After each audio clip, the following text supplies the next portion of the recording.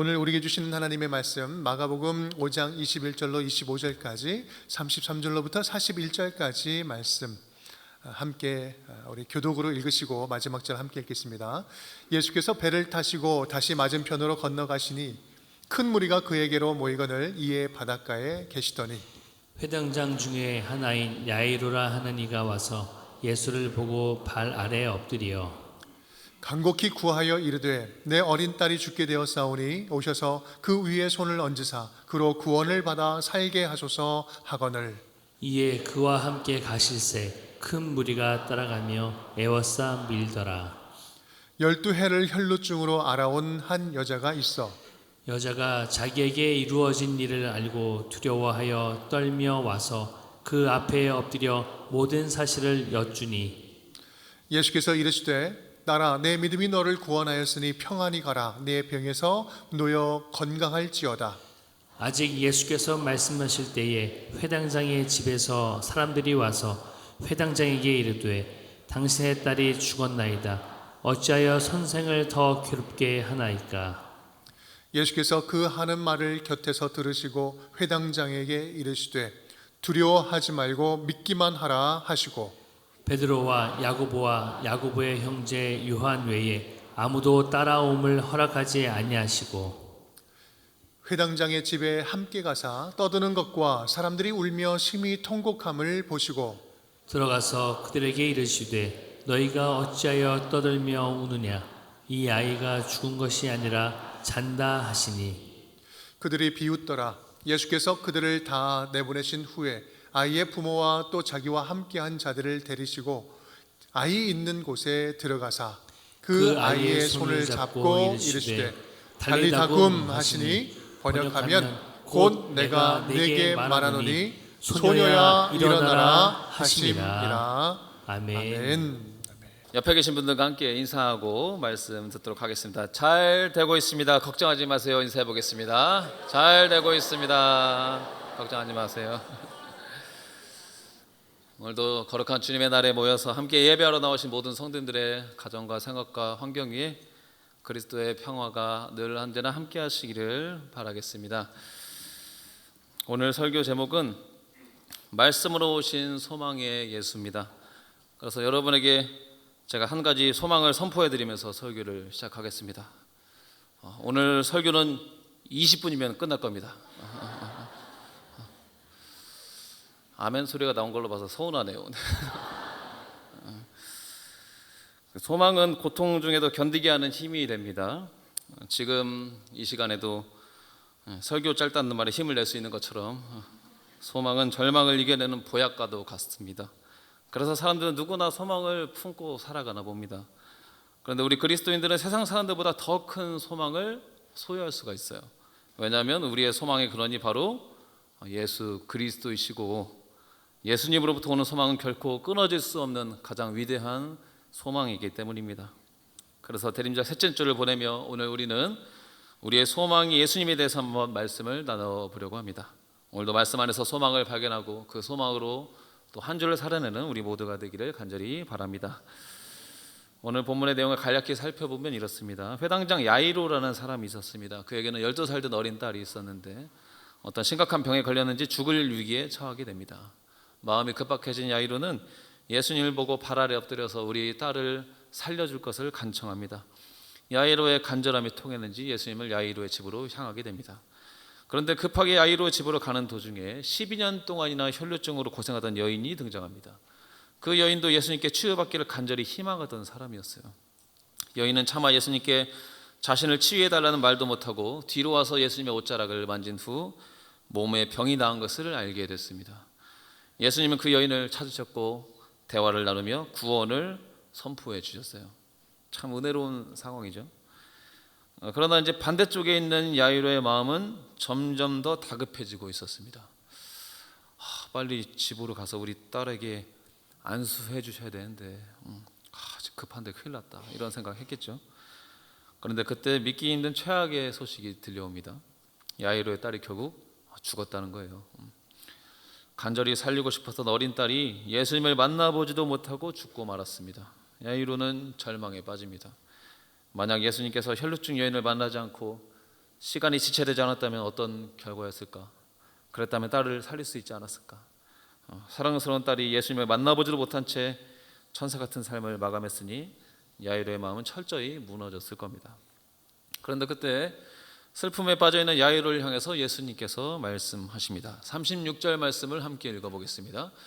예수께서 그 하는 말을 곁에서 들으시고 회당장에게 이르시되 두려워하지 말고 믿기만 하라 하시고. 예수님의 슬픔에 빠져있는 야이로를 향해서 단호하게 말씀하세요. 두려워하지 말고 믿기만 하라. 자, 여기서 그럼 궁금증이 생기죠. 예수님은 야이로에게 대체 무엇을 두려워하지 말라고 말씀하실 걸까요? 또한 무엇을 믿기만 하라고 말씀하신 걸까요? 두려워하지 말고 믿기만 하라. 이렇게 말하니까 주어가 없잖아요. 주어가. 대체 무엇을 두려워하지 말라는 건지, 무엇을 믿기만 하라는 건지 명확하지가 않습니다. 이에 대한 답을 33절, 34절 말씀 안에서 찾아볼 수 있습니다. 33절, 34절 함께 읽어보겠습니다. 여자가 자기에게 이루어진 일을 알고 두려워하여 떨며 와서 그 앞에 엎드려 모든 사실을 여쭈니 예수께서 이르시되 딸아 내 믿음이 너를 구원하였으니 평안히 가라 내 병에서 놓여 건강할지어다. 지금 이 말씀은 혈류병 걸린 여인이 놀랍게 치유받은 상황을 보여주고 있습니다. 기적과 같은 일이 벌어졌어요. 그리고 야이로는 방금 이 모습을 두 눈으로 직접 봤습니다. 다른 사람의 말로 들은 것도 아니고 직접 봤어요. 곧 다른 사람이 경험한 놀라운 은혜와 축복을 보게 된 겁니다.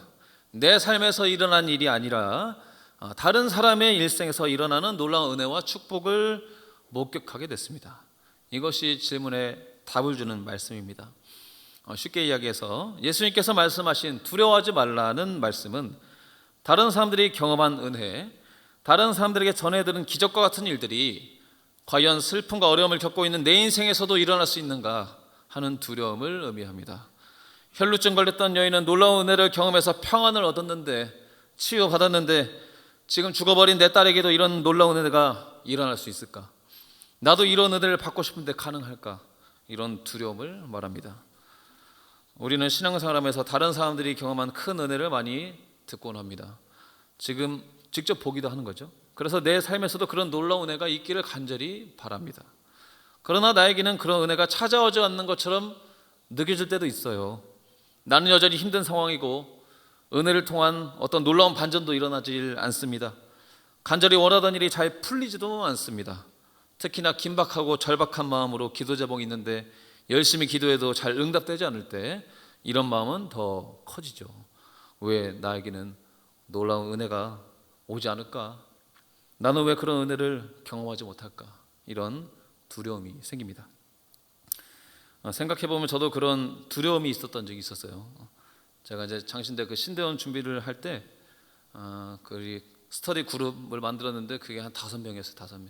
그래서 그 5명에서 1년 동안 열심히 함께 먹고 공부하고 기도하면서 열심히 준비를 했습니다. 그리고 겨울에 결이 열심히 시험을 잘 보자 해서 결 시험을 보고 이제 시험 결과를 기다렸어요.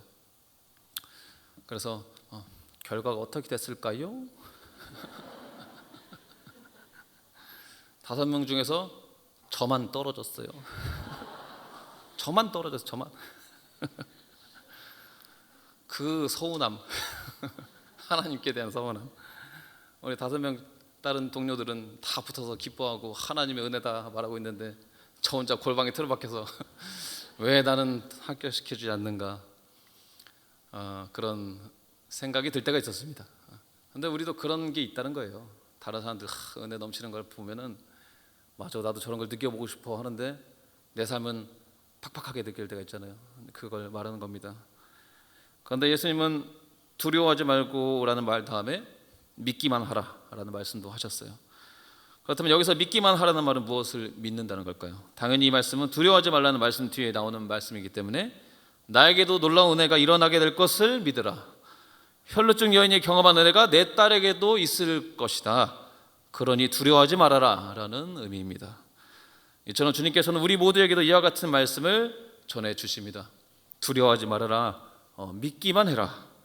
남들이 경험하는 놀라운 은혜들이 너의 인생에서도 반드시 일어날 것을 믿어라. 안 일어날까 봐 두려워하지 말라. 너도 경험할 수 있으니 걱정 말고 믿기만 해라라고 말씀해 주시고 있습니다. 이곳에 모인 모든 성도님들의 삶에서도 이러한 믿음으로 소망을 품으며 살아가게 되기를 간절히 소망합니다. 주님은 약하고 힘들고 슬프고 어려운 상황을 겪고 있는 하나님의 자녀들에게 반드시 놀라운 은혜를 허락해 주실 것입니다. 그러니까 소망을 갖고 항상 기도하기에 힘쓰십시오. 그렇다면 주님은 왜 우리에게 두려워하지 말고 믿기만 하라고 말씀하셨을까요? 왜 은혜가 반드시 있을 것이라고 확신을 주는 말씀을 하셨을까요? 왜냐하면 세상은 자꾸 우리를 넘어뜨리려고 하기 때문입니다. 그래서 반대로 말씀하시는 거예요. 주님은 우리가 넘어지지 않기를 바라시거든요. 우리 다 같이 35절 말씀 함께 읽어보겠습니다. 아직 예수께서 말씀하실 때에 회당장의 집에서 사람들이 와서 회당장에게 이르되 당신의 딸이 죽었나이다. 어찌하여 선생을 더 괴롭게 하나이까? 딸이 죽어버린 아이로에게 이 말은 어떤 말로 들릴까요? 현실적인 조언이에요. 주변 사람들이 안타까워서 해주는 현실적인 조언들입니다. 틀린 말이 하나도 없어요. 이미 죽었어. 이제는 마음 추스려야지. 산 사람은 살아야지. 이런 말들입니다. 그러나 이런 현실적인 조언들은 우리를 위로하는 것처럼 보일지 모르지만 영적으로는 우리를 넘어뜨리는 말이에요. 포기하게 만드는 말입니다. 주님을 더 의지하지 못하게 만드는 말입니다. 지금 야이로의 주변 사람들도 이제는 예수님을 놓아주라고 말하고 있는 거잖아요. 죽었으니까 놓으래잖아요 이제. 그리고 그렇게 우리는 넘어지는 겁니다. 우리도 이런 경험들이 있죠. 주변에서 나를 너무나 좋아해주고 친분 있는 사람들이 오히려 더 영적으로 나약하게 만들고 두렵게 만드는 말을 할 때가 있습니다. 하나님의 은혜만 기도만 하기보다 현실적으로 생각해 라고 말하며 우리의 믿음을 약하게 하는 말을 할 때가 있어요. 그래서 우리는 위로의 말을 할 때에도 아무리 좋은 말을 할 때에도 이게 영적으로 나약하게 하는 말인지 그래서 잘 구분을 해야 돼요. 분별을 해야 돼요. 그런데 주님은 말씀하십니다. 두려워하지 말고 믿기만 해라. 상황이 아무리 어려워도 너에게도 놀라운 은혜가 있을 것이다. 그러니 두려워하지 말라 말씀하십니다. 그러면 누군가는 반문할 거예요. 아니 그렇게 무조건 믿는 건 정신승리죠. 내 인생 하나도 변한 게 없는데 무슨 은혜가 있다는 겁니까? 라고 말씀하실 수 있어요. 그렇게 믿어서 다 되면 병도 다 낫고 다 돈도 잘 벌고 다 일도 잘 되고 자식도 잘 되고 하는 거 그건 맞잖아요. 맞아요. 틀린 말이 아니에요. 우리가 생각하는 은혜로만 생각한다면 이런 질문에 답할 수 없을 것입니다. 그러나 우리가 확실히 알아야 할 것은 주님께서 약속하시는 은혜, 우리에게 주시겠다, 반드시 주시겠다 말씀하시는 은혜는 무조건 다 고침받고 소원 성취하는 것과는 다른 은혜를 말하고 있는 거예요. 그렇다면 그 은혜는 어떤 은혜일까요? 그것은 바로 우리를 평안에 이르게 하는 은혜를 의미합니다. 우리를 평안에 이르게 하는 은혜예요. 우리 다 같이 34절 말씀을 함께 읽어보겠습니다. 예수께서 이르시되 딸아 내 믿음이 너를 구원하였으니 평안히 가라. 내 병에서 놓여 건강할지어다. 아멘. 이 말은 혈루증 여인이 치유받은 이후에 마지막으로 하신 주님의 말씀입니다. 34절에는 중요한 단어 두 가지가 나오는데 구원과 평화예요. 여기서 말하는 구원은 우리가 생각하는 영혼 구원을 말하는 게 아니에요. 천국 가는 걸 말하는 게 아니에요. 여기서 구원은 회복과 치유입니다. 그러니까 성경에서는 구원이라는 단어를 다양한 의미로 사용하고 있는데 치료하다, 지키다, 보호하다, 이익을 얻게 하다, 돕다, 안전하게 하다 등등등 여러 의미로 쓰여요. 그러니까 성경에서 말하는 구원이라는 단어는 영혼 구원만을 말하는 단순한 단어가 아니라는 뜻이에요. 자, 그런데 34절에서 예수님께서는 혈루증 여인에게 구원을 선포하셨어요. 곧 치유를 선언하시고 바로 이어서 평안히 가라, 곧 평안을 선포하시고 있습니다. 그렇기 때문에 이 말은 혈루증 여인이 경험한 치유의 은혜는 혈루증 여인에게 평안을 주는 도구라는 사실이에요. 이게 무슨 말이냐 하면 혈루증 여인에게는 치유되는 것이 곧 평안을 주는 은혜라는 거예요.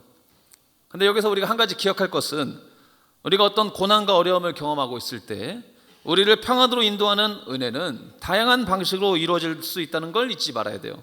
그래서 어떤 사람에게는 간절히 바라던 소원과 똑같이 이루어지는 것이 평안을 주는 은혜일 수도 있어요. 그러나 어떤 사람에게는 내 소원과는 전혀 다른 일이 벌어지는 것이 은혜일 수 있다는 말입니다.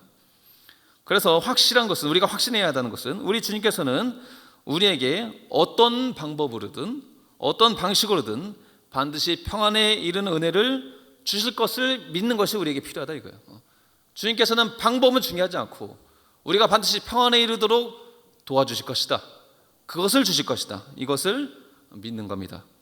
그래서 그리스도를 믿는 믿음의 자녀들에게는 소망이 있습니다. 하나님께서는 우리에게 반드시 평안에 이르는 은혜를 허락하실 것이기에 우리 모두에게는 소망이 있습니다. 그래서 하나님의 자녀들에게는 소망만 있습니다. 절망이란 존재하지 않습니다. 어두움이 없습니다. 다윗은 시편에서 이렇게 고백하거든요. 시편 139편 11절 12절 함께 읽어보겠습니다. 내가 만일 흑암이 나를 덮고 나를 두른 빛이 밤이 되리라 할지라도 주에게는 흑암이 어둡지 않을 것이며 밤도 대낮처럼 밝을 것입니다. 주에게는 흑암과 빛이 마찬가지이기 때문입니다. 다윗이 고백한 내용이 뭐예요? 내가 낙심하고 절망해서 어두움이 나를 사로잡고 우울하게 한다 할지라도 주님께는 어두움도 대낮처럼 밝을 뿐이다. 주님 앞에는 흑암이란 존재하지 않는다. 그래서 우리는 늘 밝은 빛 되시는 주님 안에서 희망만 노래할 수 있다. 이렇게 고백하고 있는 겁니다. 그렇기 때문에 우리가 비록 어려움을 겪고 끝이 보이지 않는 터널과 같은 힘든 순간을 보내고 있다 할지라도 반드시 주님께서는 평안에 이르는 은혜를 우리 각자에게 주실 것을 믿으시기 바랍니다.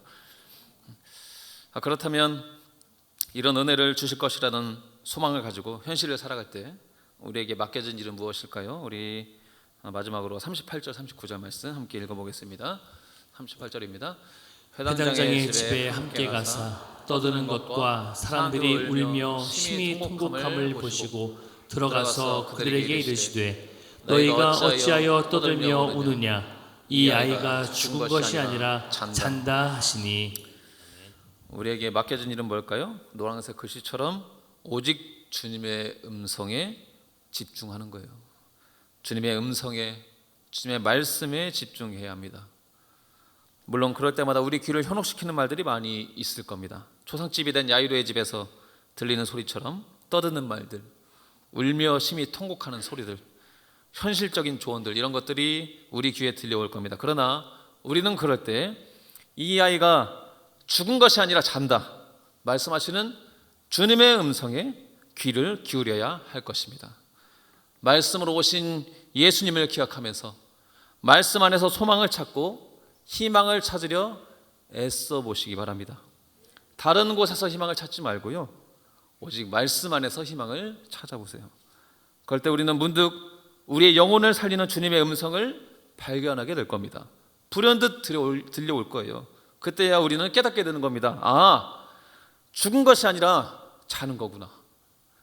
그렇게 죽을 것 같은 상황, 바닥을 치고 더 내려갈 곳도 없을 것 같은 절망의 상황에서 새로운 희망을 발견할 수 있게 되는 겁니다. 주님의 음성에 귀를 기울일 때 비로소 절망 중 희망이라는 것이 살짝씩 보이기 시작할 겁니다. 죽은 줄 알았는데 잔대요. 우리는 그런 거 상상도 못 하잖아요. 그런데 말씀을 들으면 그런 상상이 보이는 거예요. 그래서 우리는 주님의 말씀 때문에 희망이 보이기 시작하는 겁니다. 그래서 절망을 딛고 일어날 힘이 생기는 겁니다.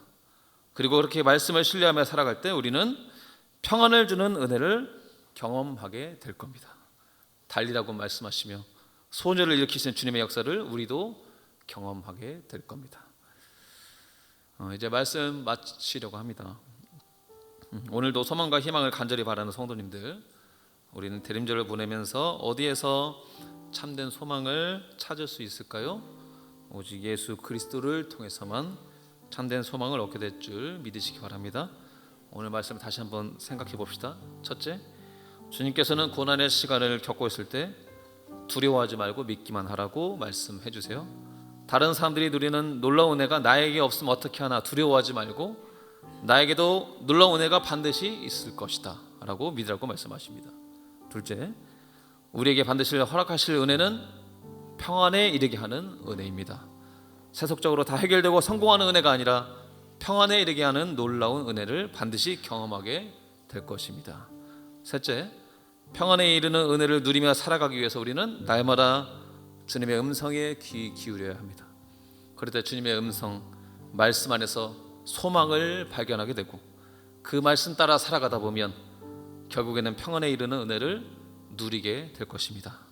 이런 소망으로 대림절을 살아내는 우리 모두가 되기를 간절히 소망합니다. 신학자 월터 브루그만은 소망에 대해서 말하기를 이렇게 표현했어요. 절망 속에서 하나님이 허락하실 새로운 현실을 상상하는 것이다 라고 말했어요. 그러니까 상상하는 거래요. 꿈꾸는 거랍니다. 그게 소망이래요. 저도 여러분의 삶에 늘 예수님으로 인해서 소망을 발견하고 소망을 꿈꾸게 되기를 바랍니다. 창세기 보면 야곱이 형 에서를 피해서 하란으로 도망가는 길에 돌베개를 베고 자다가 하나님을 만나는 꿈을 꿉니다.